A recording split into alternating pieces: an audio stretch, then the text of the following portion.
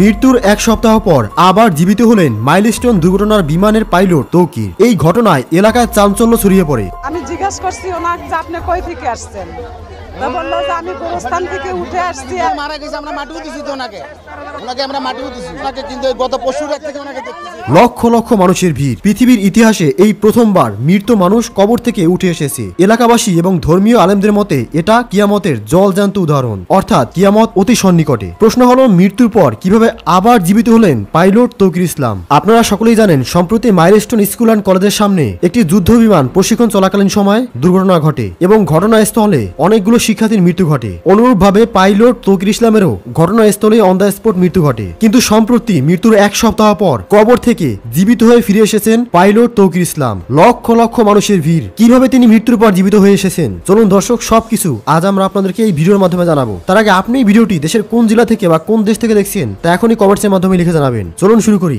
Pilot Tauqir ইসলাম মৃত্যুর পর আবার জীবিত হয়ে গেছেন। এই ঘটনা শুনে এলাকার চাঞ্চল্য সৃষ্টি হয়। লক্ষ লক্ষ মানুষ ভিড় জমায় যে কিভাবে একটি মৃত মানুষ আবার জীবিত হতে পারে। তাহলে কি পাইলট তৌকির ইসলাম কোনোভাবে মারাই যায়নি? এটা সম্পূর্ণ সাধারণ নাটক ছিল, নাকি সত্যিকার অর্থে সে মৃত্যুর পর আবার জীবিত হয়েছে? চলুন সেই রহস্যের উদ্ঘাটন আমরা করব। তো সহজ ভাষায় যদি বলি যে পাইলট তৌকির ইসলামের মৃত্যুর যে বিষয়টি শোনা গিয়েছিল সেটা অনেকটাই ধোঁয়াশার মতো ছিল। আমরা সেখানকার সিসিটিভি ফুটেজে স্পষ্ট দেখতে পাই যে বিমানটি ক্র্যাশ করার সাথে সাথে ওখান থেকে একটি প্যারাশুটের মাধ্যমে বিমানের যে পাইলট সে ঝাঁপ দিয়ে ওই বিমান থেকে বেরিয়ে গিয়েছিল এবং তাকে পাওয়া গিয়েছিল পাশের অন্য একটি ভবনে। এবং পরবর্তীতে একটি রিপোর্ট প্রকাশ করা হয় যে পাইলট তৌকির ইসলাম নাকি চিকিৎসা চলাকালীন সময় মৃত্যুবরণ করেন, এমনটাই গণমাধ্যম দাবি করেছিল। তবে সম্প্রতি চাঞ্চল্যকর তথ্য উঠে আসে যেখানে বলা হচ্ছে যে পাইলট তৌকির ইসলাম মৃত্যুর পরে কবর থেকে আবার জীবিত হয়ে ফিরে এসেছে। ভাবা যায়? তো চলুন কিভাবে তিনি মৃত্যুর পরে আবার জীবিত হয়ে ফিরে আসলো সেটা এখন আমি আপনাদেরকে প্রমাণ সহ দেখাবো এবং জানাবো। ইসলামী স্কলাররা এবং ধর্মীয় বক্তারা বলছেন যে এটা কিয়ামতের জলজান্ত উদাহরণ। কিয়ামত যখন ঘনিয়ে আসবে তখন এমন এমন ঘটনা ঘটবে যা সাধারণত ঘটে না। যেমন মৃত্যু মানুষ জীবিত হওয়া,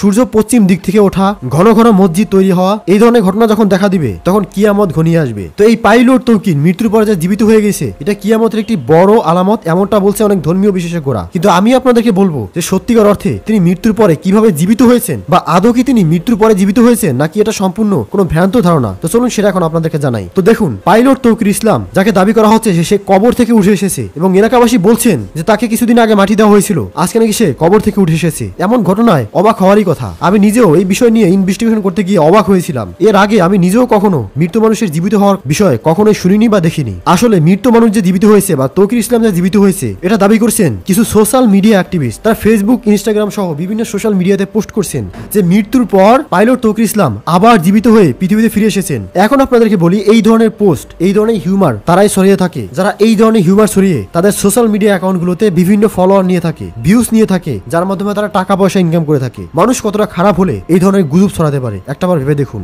আমরা গভীরভাবে অনুসন্ধান করে জানতে পারি যে পাইলট তৌকির ইসলাম মৃত্যুর পরে জীবিত হননি। তিনি দুর্ভাগ্যবশত চিকিৎসা চলাকালীন সময় মৃত্যুবরণ করেন। ইন্না লিল্লাহি ওয়া ইন্না ইলাইহি রাজিউন। এবং আমরা তার আত্মার মাগফিরাত কামনা করছি। সুপ্রিয় দর্শক, এই ধরনের গুজব থেকে দূরে থাকবেন এবং ভিডিওটি শেয়ার করে অন্যদেরকে সচেতন করবেন। ধন্যবাদ।